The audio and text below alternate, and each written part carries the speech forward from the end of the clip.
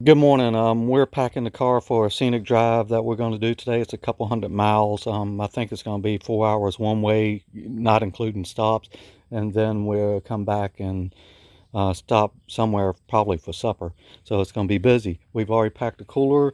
We have drinks to get us going on the road. We have drinks, to keep cold.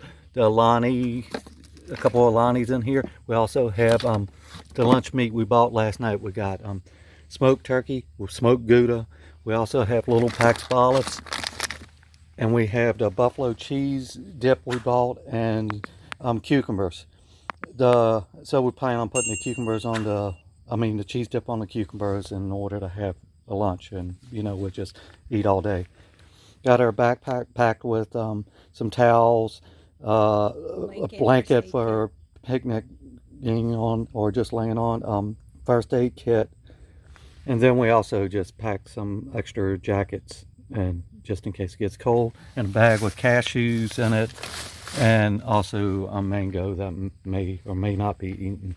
So that's everything, and we are getting ready to get on the road, and we'll let you know. Later.